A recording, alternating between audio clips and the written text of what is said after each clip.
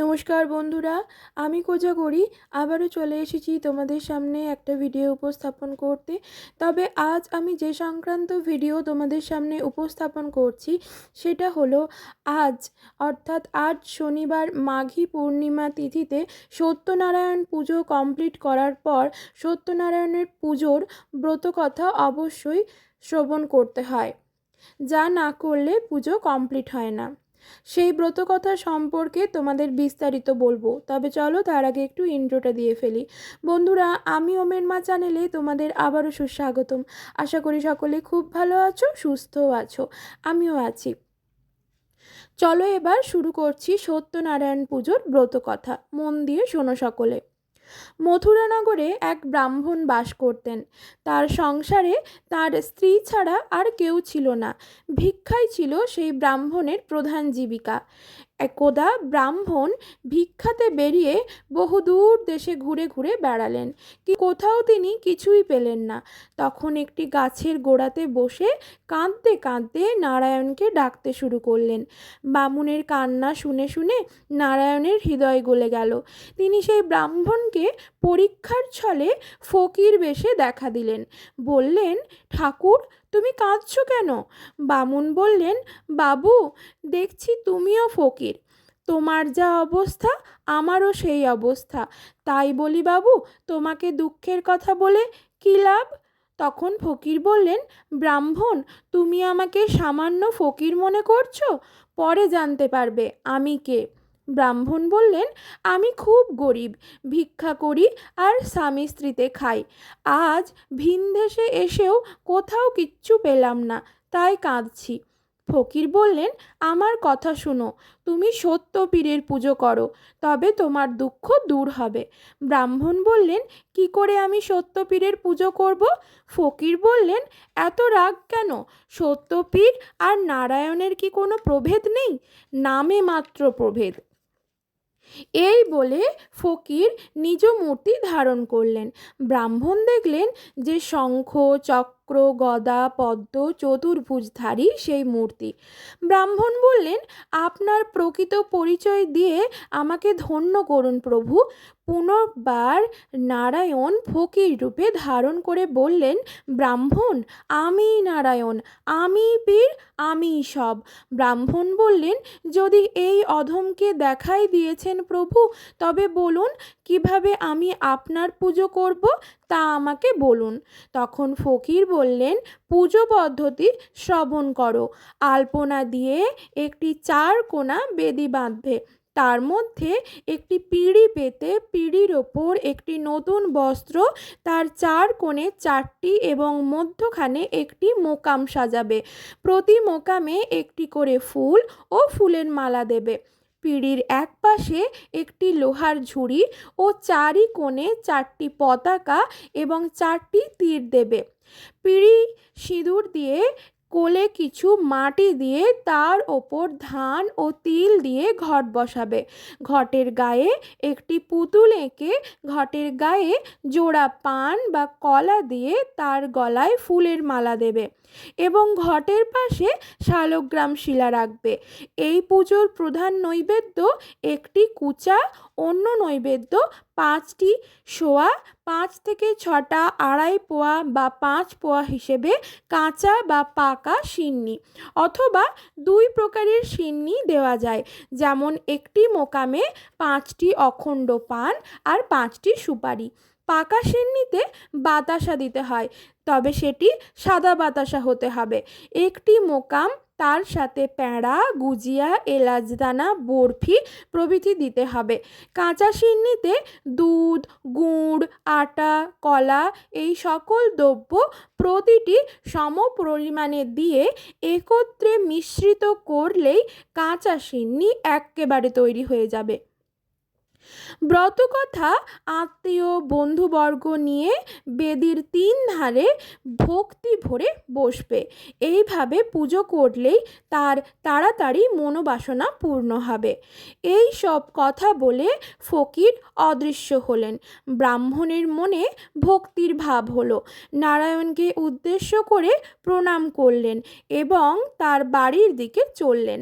বাড়িতে গিয়ে বামনিকে সকল কথা বললেন। ভাগ্যক্রমে পরদিনই ছিল সত্যনারায়ণ পুজোর শুভ দিন।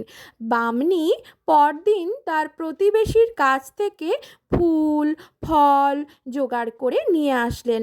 সাথে সন্ধেবেলা তাদের বাড়িতে আসার জন্য নেমন্ত্রণ করলেন। যথারীতি সন্ধেতে পূজারম্ভ হলো। প্রতিবেশীরা এসে বেদির 3 ধারে বসলো। যথা সময়ে পুজো পূর্ণ হবার পর সত্যনারায়ণের উদ্দেশ্যে সকলে প্রণাম করল। তারপর প্রসাদ পেয়ে সকলে নিজ নিজ ঘরে চলে গেলেন। সেই থেকে ব্রাহ্মণের ঘরে মা লক্ষ্মীর অধিষ্ঠান। আস্তে আস্তে ব্রাহ্মণের গৃহে ধনধান্যে পূর্ণ হতে লাগলো। তারপর একদিন তৃষ্ণায় কাতর হয়ে 5 থেকে 6 জন কাঠুরে ব্রাহ্মণের দ্বারে এলো। ব্রাহ্মণ সেদিন সত্যনারায়ণের ব্রতে ব্যস্ত ছিলেন। চারিদিকে পুজোর নানান সাজসজ্জা করতে প্রস্তুত। কাঠুরেরা তা দেখে ব্রাহ্মণকে জিজ্ঞাসা করল। ব্রাহ্মণ হাসতে হাসতে সব বললেন, সাথে সত্যনারায়ণের লীলাও বর্ণনা করলেন। সেই কথা শুনে তাদের হৃদয়ে ভক্তির উদয় হলো এবং তারাও সেইভাবে বাড়ি গিয়ে পুজো শুরু করলো। তাদের ভাগ্য ফিরে গেল। একদিন পূর্ণিমা তিথিতে কাঠুরে তার বাড়িতে পুজোর আয়োজন করছিল। সেই সময় মধু বেনে কাঠ নিতে গেল। সেখানে গিয়ে দেখলো তাদের অবস্থা বেশ ভালো হয়েছে।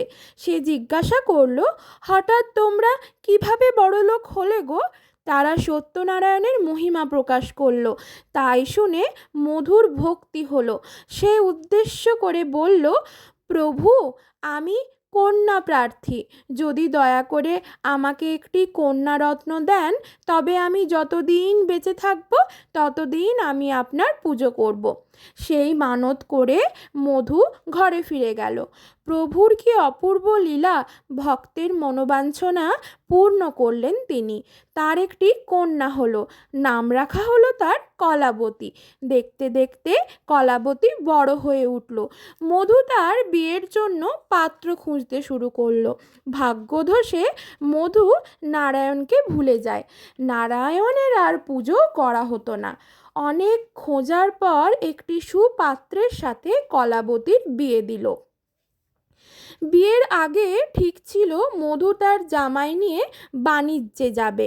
তারপর যাত্রার সকল আয়োজন করে 7টি ডিঙায় নানান দ্রব্য সাজিয়ে মাঝি মল্লাকে সঙ্গে নিয়ে শ্বশুর জামাই পাটনে কলানিধি রাজার রাজ্যে গিয়ে ঘাটে ডিঙি লাগালো। মধু যেমনি কলানিধির রাজ্যে উপস্থিত হলো অমনি রাজার ভাণ্ডারে বহুমূল্য রত্ন চুরি হলো। প্রভুর ছলনায় সেই সকল দ্রব্য মধুর ডিঙিতে স্থান পেল। রাজভবনে তো হুলুস্থুলু কাণ্ড।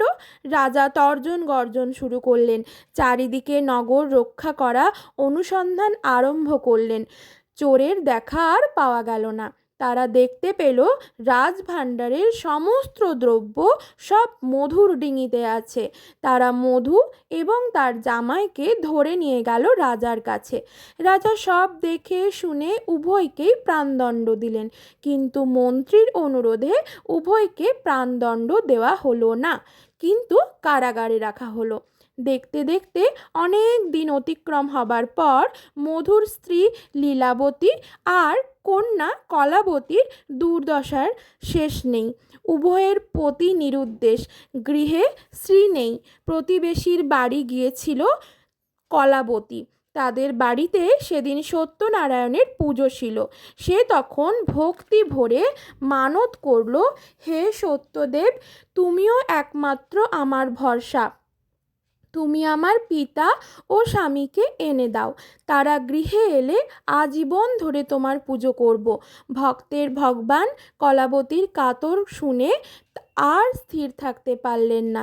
শেষ রাতে রাজা কলানিধিকে আদেশ করলেন, রেখেছ বন্দি করে সাধু দুহু জনে, কোন দোষে দোষী উভে নহে কদাচনে, প্রভাত কালেতে মুক্ত করিবে দোহারে, 10 গুণ ধন দেবে সমাদরে তারে, আমার বচন যদি না ধরো অন্তরে, রাজ্য ধন সহ যাবে তুমি জমদারে। রাজা কলানিধির ঘুম ভেঙে গেল। স্বপ্নে সত্যদেবের আদেশ শুনে ভয়ে কাঁপতে লাগলেন। তখনই রাজসভায় গিয়ে শ্বশুর জামাইকে ছাড়িয়ে 10 গুণ ধন দিয়ে আলিঙ্গন করে বিদায় দিলেন। বাতাস অনুকূল থাকায় মধুর ডিঙিগুলি সাগর জল ভেদ করে যেতে থাকলো। সত্যদেবের মধুর পরীক্ষা নেবার ইচ্ছা হলো। তিনি আবারও ফকির বেশ ধরে মধুর বেনের নিকট গেলেন। মধু ডিঙি লাগিয়ে বিশ্রাম করছিল। ফকির ডিঙির কাছে গিয়ে বললেন, মধু, আমায় কিছু ভিক্ষা দাও, আমি তোমায় আশীর্বাদ করছি, তোমার 10 গুণ ধন বৃদ্ধি পাবে। মধু বললেন, তুমি ফকির, তুমি কি আশীর্বাদ করবে? তখন ফকির বললেন, তুমি আমার আদেশে ছাড়া পেয়েছ। মধু বললেন, আমি বিশ্বাস করি না। মধুর অমন কথায় সত্যদেবের ভীষণ আঘাত লাগলো। মধুর ডিঙি কিছু দূর যাবার পর দেখল ডিঙি ভর্তি শুধুই খালি ছাই। তাই দেখে সে জামাইকে বলল, ফকিরের অভিশাপে এমন হয়েছে জামাই, চলো ফিরে যাই ফকিরের কাছে। তখন ফিরে গিয়ে ফকিরের পা ধরে ক্ষমা চাইলেন। পুনরায় ডিঙি আগের মতো ভরে উঠল। মধু ও জামাই বাড়ি যাবার জোগাড় শুরু করলো। সবাইকে খবর পাঠালো। লীলাবতী কলাবতী আত্মীয় নিয়ে দেখা করতে গেল মধু ও জামাইয়ের সাথে। মধু ডিঙি থেকে নামার আগে সত্যনারায়ণের পুজো করলো। মধু জামাই সাথে বাকি সকলেই প্রসাদ পেল। কলাবতী সিন্নি মুখে নিয়ে থু থু করে ফেলে দিল। যেমনি সিন্নি ফেলে দিল অমনি মধু আর জামাইয়ের ডিঙি জলে ডুবে গেল। চারিদিকে হায় হায় শুরু হয়ে গেল। লীলাবতী কাঁদতে লাগলো, কলাবতী জ্ঞান হারালো।